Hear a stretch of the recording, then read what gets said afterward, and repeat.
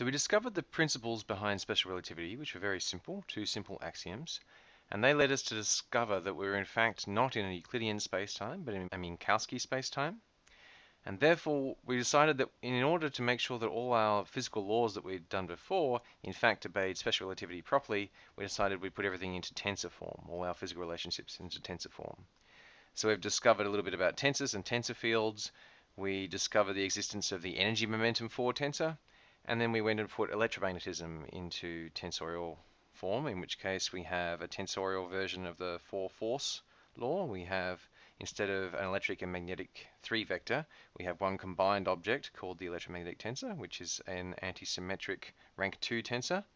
Or if we go in terms of potentials, we can get it even tighter than that. We can get it in terms of a four-vector. And Maxwell's equations, all four of them, collapse down to one single equation for that four-vector. We also discovered that if we're going to deal with the principle of least action in terms of fields, then we're going to have to make all our ideas about Lagrangians high dimensional. We're going to have to make sure that we make manifestly invariant action, because action is a physical thing, so we ought to be able to make sure that it is the same in different reference frames. And we discussed that if you're going to have an action like this, then you're going to have a principle of least action that implies this kind of Euler-Lagrange equation, and these are partial differential equations.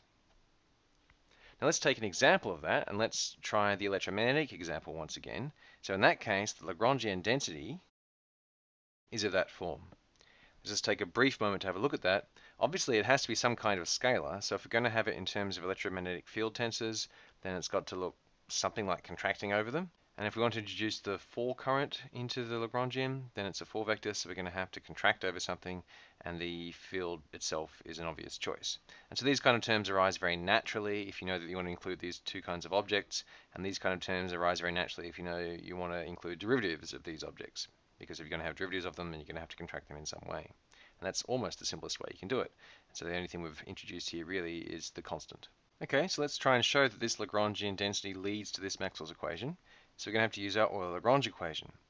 So first of all, we note that the Euler-Lagrange equation cares about the fields themselves and their derivatives. Do we have both of those? Yes, we have. This is just derivatives, and this is just the fields. So basically, I've got two terms in my Lagrangian density, and only one of them is going to be relevant in each of these.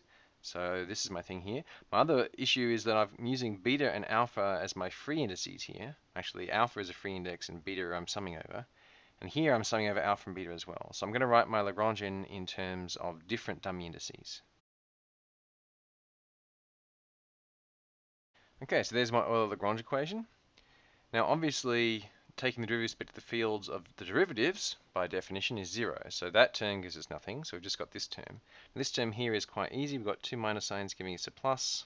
And the derivative of this thing, which is just linear in the fields, with respect to phi alpha, well, the derivative of phi mu with respect to phi alpha is going to be 0 unless alpha equals mu. So actually that's just the delta function, mu and alpha. And we've still got the j mu, so that stays there.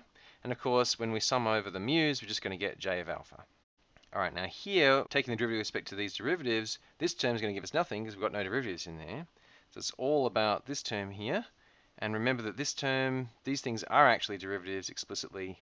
The electromagnetic field tensor can be expanded in terms of the potential. So let's do that explicitly. The other thing is that we're taking the derivative here with respect to these derivatives with both indices down. And so I've got both indices down in this term. I'm going to have to use the metric to get both indices down in that term. So this term here is just e mu nu, except I've used these two metric terms to put it in terms of e with the indices down, and then I've expanded that out using this expansion here. And then this e mu nu, I just expand using that expansion there. Now these are just constants, so I can pull them out of the derivatives and the derivatives. These are just constant. The metric in Cartesian coordinates is just constant, so again I can pull all those out. And then my main task is to take the partial derivative with respect to these derivatives here of these terms. And of course they rather explicitly depend on those derivatives. Now remember, we're summing over this beta and we're summing over all these things, and so these are just numbers. I could expand all this out explicitly and do it by hand, or I can just look at it and say, well, if I'm taking the derivative with respect to a particular number there and a particular index put in there, then if I have either of those indices different in my expansion, then that derivative is 0. And if both of those indices are identical, then what I have is the derivative of something with respect to itself, in which case I just have 1. And so what I really have here is I have a delta function. I have a delta function where I've got the beta has to be equal to the lambda, and this alpha has to be equal to the gamma, and therefore I've got a product of delta functions of lambda beta and alpha gamma. And so when I'm taking the derivative, this is going to be a product rule. Now we're summing over every index in this equation except for the free index alpha. And so it's good that I've got a large number of delta functions, because all these delta functions are just going to get rid of sums.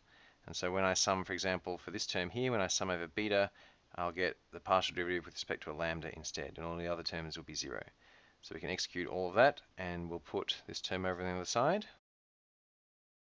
Now you'll note I could have chosen instead to contract the sum over this lambda here and use that delta function to turn that into a beta. Now, had I done that, I would have ended up with, and you'll note that those two terms are actually identical, because this lambda here is a dummy variable that I'm summing over, and this beta here is a dummy variable that I'm summing over. So of course it doesn't matter which way around I do it.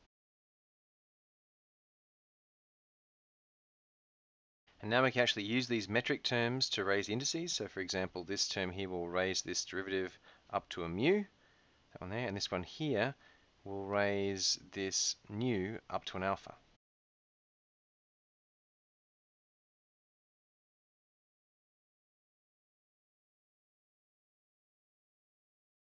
Now just do a quick little lemma. Supposing we have an inner product between two 4 vectors, then I could use the metric to lower this index and another metric to raise that index. And because of the property of metrics, this thing here is in fact a delta function. And therefore when we contract over the delta function we get, in other words, if you have an inner product between two 4 vectors, it doesn't matter which way around the indices go. If you have one up and one down, you could swap them to have it down and up instead. And we're going to use that over here because we've got things like our fields having an index down, but you'll note we're contracting over a derivative with it up. So we could just as easily have this derivative have the index down and this field have the index up. The other trick we can do is we can always use the same index for summing over. So we're summing over a dummy variable mu here, but nu there, mu again, lambda, gamma, lambda. If we just make them all into mu, then we get the same term 4 times in a row. All the plus terms are the same and all the minus terms are the same. And therefore we have Maxwell's equation as required.